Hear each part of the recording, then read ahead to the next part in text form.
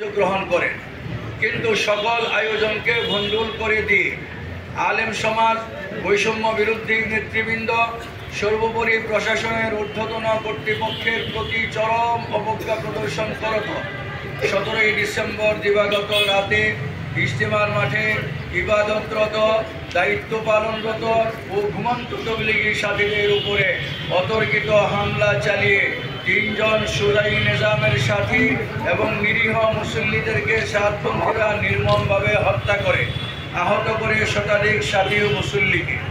উক্ত হত্যা ও হামলাকাণ্ডে সারা দেশের আলেম ওলামা, তাবলীগের সাথী ও তৌহিদি জনতার মধ্যে চরম উত্তেজনা ছড়িয়ে পড়ে।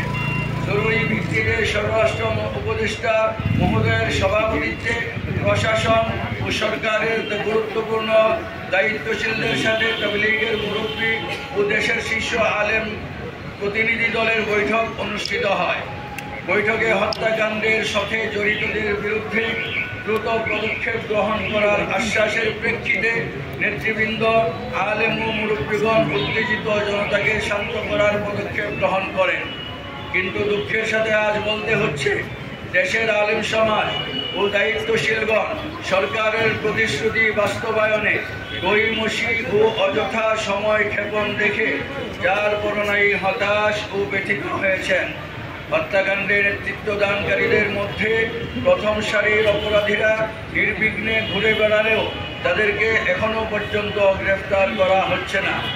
প্রিয় সাংবাদিক ভাইয়েরা, বিগত ফ্যাসিবাদী সরকারের আমলেও ফ্যাসিস্ট সরকারের প্রত্যক্ষে 2018 সালের ডিসেম্বরে একবার এমনই অতর্কিত হামলা চালিয়ে সাতপন্থীরা ইজতেমার মাঠে হত্যাকাণ্ড সহ প্রায় 5000 সাথীদেরকে আহত করেছিল।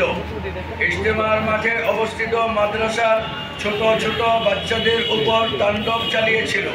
গোটা ইজতেমার মাঠ জুড়ে ভয়াবহ বিভীষিকা পরিস্থিতি সৃষ্টি করেছিল, কিন্তু সেই সরকারের প্রশ্রয়ে এত বড় অপরাধ করেও তারা নির্বিঘ্নে ছাড় পেয়ে যায়। আমরা মনে করি, যদি 2018 সালে তাদের এই জঘন্যতম হত্যা ও হামলাকাণ্ডের বিচার হতো, তাহলে আর 2024-এর ডিসেম্বরে এই ন্যাক্কারজনক হত্যাকাণ্ডের ঘটনা ঘটত না। এবারও যদি তারা ছাড় পেয়ে যায়, তাহলে তারা ভবিষ্যতে আরও কোনো ভয়াবহ দুর্ঘটনার জন্ম দিতে পারে বলে আপামর জনসাধারণের আশঙ্কা। 18 ডিসেম্বরে পরিচালিত হত্যা ও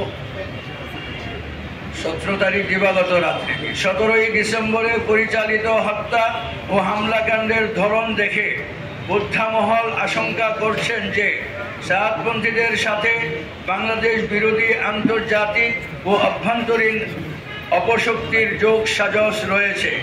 তাই তাদের বিরুদ্ধে যথাযথ পদক্ষেপ গ্রহণ করা না হলে শুধু তাবলীগের কাজই নয়, বাংলাদেশের নিরাপত্তা বিপন্ন হওয়ার আশঙ্কা রয়েছে। প্রিয় সাংবাদিক বন্ধুগণ, এই প্রেক্ষিতে দেশের শীর্ষ আলেম ওলামাদের পক্ষ থেকে আয়োজিত আজকের এই সংবাদ সম্মেলন থেকে নিম্ন বর্ণিত দাবিগুলো পেশ করা হচ্ছে।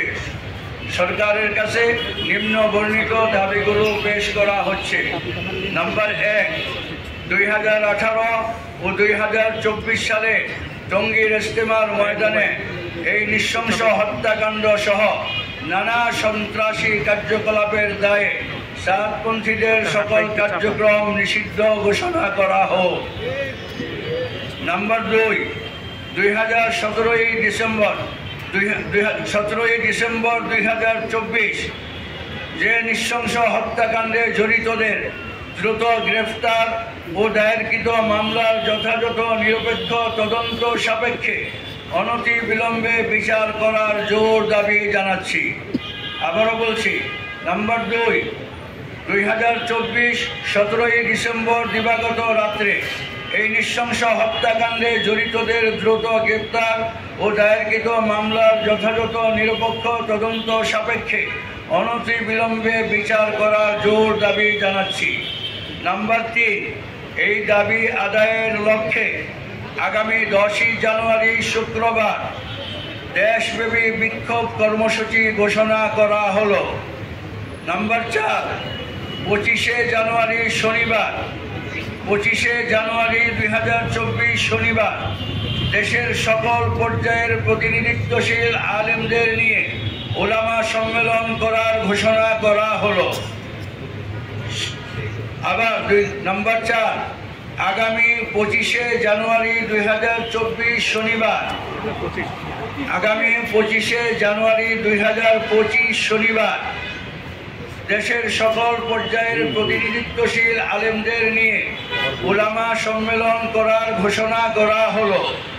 সেই অবধি যদি সরকার পক্ষ থেকে কার্যকর কোনো পদক্ষেপ ও আশানুরূপ কাজের অগ্রগতি লক্ষ্য করা না যায় তাহলে ইনশাআল্লাহ পরবর্তী সিদ্ধান্ত উলামা সম্মেলন থেকেই ঘোষণা করা হবে।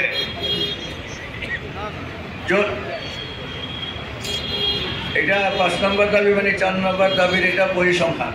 যদি সরকার আশানুরূপ কোনো পদক্ষেপ গ্রহণ করে না তাহলে ইনশাআল্লাহ 25শে জানুয়ারি 2025 শনিবার উলামা সম্মেলন থেকে পরবর্তী পদক্ষেপ ঘোষণা করা হবে। প্রিয় সাংবাদিক বন্ধুগণ, এই সাংবাদিক সম্মেলনে অংশগ্রহণের জন্য আপনাদের সকলকে আন্তরিকভাবে ধন্যবাদ জানিয়ে আপনাদের সর্বদা মঙ্গল কামনা করে আল্লাহ তাআলা আপনাদের মঙ্গল কামনা করে উলামা মাশায়েখ বাংলাদেশ এবং দাওয়াত ও তাবলীগের সাথীদের পক্ষ থেকে আল্লামা শাহ মুহিবুল্লাহ বাবুনগরী ইসলাম হাটহাজারী সহ আপামর বাংলাদেশের শীর্ষ উলামা ইকরাম সকলকে ধন্যবাদ। আসসালামু আলাইকুম ওয়া রাহমাতুল্লাহ। প্রিয় সাংবাদিক ভাইয়েরা, মূল বক্তব্য উপস্থাপিত হলো। এখন যদি কোনো প্রশ্ন থাকে আমাদের শীর্ষ নেতৃবৃন্দ সামনে আছেন, আপনাদের যে কোনো প্রশ্নের উত্তর দেবেন ইনশাআল্লাহ। বিষয়ে বাংলাদেশের কোনো শীর্ষ আলেম এখানে আসেন নাই। হেফাজত কোনো রাজনৈতিক দল নয়, এটা অরাজনৈতিক অর্গানাইজেশন। বাংলাদেশের দিনিয়াতের ব্যাপারে আমরা সকল উলামা ইকরাম দায়িত্ববোধ থেকেই একসঙ্গে কাজ করতেছি, সেখানে বিভাজনের কোনো প্রশ্নই আসে না। আমি একটা প্রশ্ন ছিল, ডিসেম্বরে তাদের যে হত্যাকাণ্ড এবং হামলার ঘটনা, এটার তো একটা শাস্তি হওয়া দরকার এবং সেটার যথোপযুক্ত শাস্তি হলো তাদের কার্যকলাপকে নিষিদ্ধ করা। সেই জায়গা থেকেই আমরা সরকারের কাছে বৈঠকে আমরা আহ্বান জানিয়েছি এবং আজকেও আমরা সংবাদ সম্মেলনের মাধ্যমে আমাদের সেই দাবির কথা আমরা পুনর্ব্যক্ত করছি। আগাগোড়াই আলেমদের পক্ষ থেকে বলা হয়েছে যে তাবলীগের কাজ, যেই বিতর্কটা ভারতে তৈরি হয়েছে সেই বিতর্কটা যেন বাংলাদেশে টেনে আনা না হয়, বাংলাদেশে সকলে মিলে যেন সম্মিলিতভাবে তাবলীগের কার্যক্রমটা পরিচালনা করা হয়। আমরা অব্যাহতভাবে আমাদের সেই আহ্বান জানিয়ে যাচ্ছি। এখনও যারা ওখানে বিচ্ছিন্নভাবে কাজ করছে তাদের প্রতি আমাদের উদাত্ত আহ্বান যে এখানে তাবলীগের শীর্ষ মুরব্বীরা, আলেম ওলামা যারা তাবলীগের আগাগোড়াই নেতৃত্ব দিয়ে থাকেন, যারা আলেম না তারা আলেমদের থেকে নেতৃত্ব থেকে বিচ্ছিন্ন হয়ে তারা ভারতের একজন লোকের বিতর্কিত সিদ্ধান্তের অনুসরণ করছেন বলেই এই বিভক্তিটা তৈরি হয়েছে। কাজেই ভারতের বিষয়টা ভারতে রেখে বাংলাদেশের সকলে যদি মিলেমিশে কাজ করে তাহলেই কিন্তু সমস্যার সমাধান হয়ে যায়।